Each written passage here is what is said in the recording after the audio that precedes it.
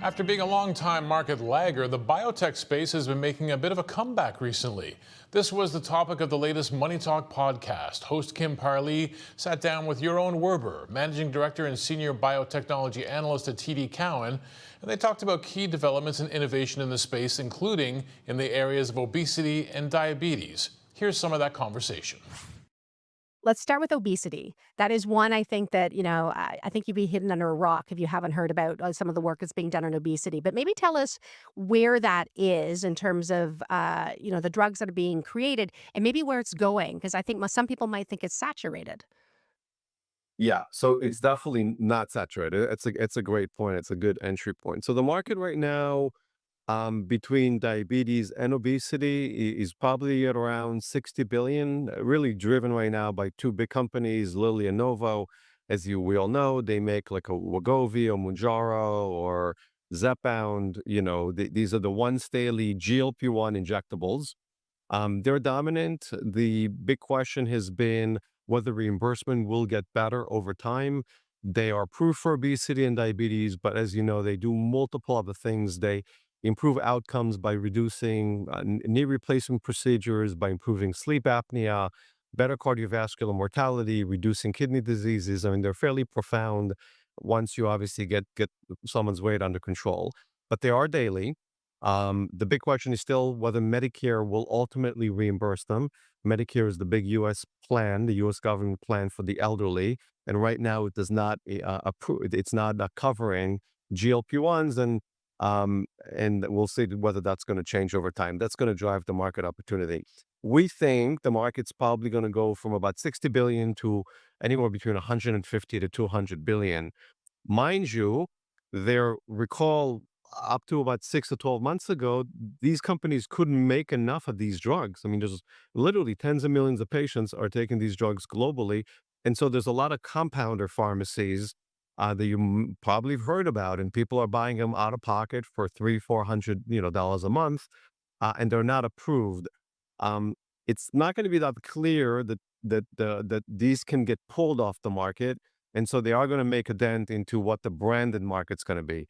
But right now, GLP-1s are continuing to grow really, really well. But there's a lot of innovation. And the innovation has to do, Amgen is developing a drug called Meritide, and it's a GLP-1 slash GIP antagonist. It's another a glucagon-like peptide and a gastric inhibitory peptide, two sort of mechanisms together, and that's injection every month. And so Just just Yaron, because just for people who may not be familiar, just the GLP-1, is this something that makes you feel full? Like, is that the intent? Is that what it does? Great question. So a GLP-1 is literally a hormone that is secreted by your gut to make you feel like you're full, make you digest sugar and food better, and also has a feedback back to your brain saying, "Hold on, we're full. No need to eat anymore." So it's acting both locally in the gut and in the brain on the hunger satiety centers, and that's why it's so effective. Yeah, and sorry, you were saying that there's some other innovation. There's new ones coming out, you're saying? Exactly. So there's another, so the next one is the gastric inhibitory peptide, which is sort of a cousin of GLP-1. And it looks like when you put them together, you get more efficacy. And because the mechanism, you could potentially take it less frequently. So Amgen is testing it monthly now. And in one of their studies, they're even testing it, every 2 months or maybe every 3 months. And we're waiting for that data later on this year. Then there's another class, they're called amylin. Um, that's another sort of, these are all gut peptides slash sort of hormones. And amylin is also really, really effective the issue with the GLP-1s is, as you mentioned, you feel full, you have nausea and vomiting early on. With amylin, it's another mechanism that could be complementary, boost your weight loss and reduce your nausea and vomiting. So that's something very promising being tested together. These are all injections. And then we have some of the orals, the oral GLP-1s. They're not going to be as potent as the injectables, but they're oral. And patients love oral drugs for obvious reasons. So many people would rather not lose as much weight and not take an injection. I was reading, and I guess from maturity of market, and maybe I'm just the demographic. I get bombarded by these ads constantly. I don't know what they see that I'm seeing this, but I was looking at your research, and I think it said that only it was a 2% of overweight and obese individuals are using it, and 25% stay on for more than 1 year. And so when you think about, like I said, the maturity of this market, and maybe why the equity markets aren't as excited about where it's going, is something being missed here? Do you think the market is much bigger? I mean, it depends on, I guess, coverage, and again, the how easy it is to take it in terms of oral drugs versus other ones.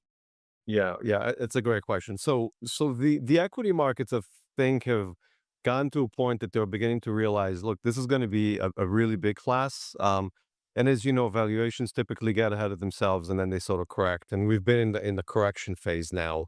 And I think they started to correct because people started realizing there's a lot of competition. There's going to be a lot of options. Um, as there's more and more drug makers making these drugs, the ability to differentiate gets a little bit more limited. On the biotech side, some of the smaller biotechs still developing the orals or sort of next generations. We're trading at really nice valuations based on takeout premiums. And we haven't seen really takeouts recently. We saw them early on, but not recently. So those valuations corrected. Novo Lilly's valuation corrected to adjust for competition and market sizing, and the fact that they can't pull these off-label, sort of unapproved compounders off the market. So people are still going to get these drugs not from Novo or Lilly, but from mom and pop, compounder in Ohio or Florida or in the UK. You can find the full conversation and all of our other episodes on Spotify, Apple Podcasts, and on moneytalkgo.com.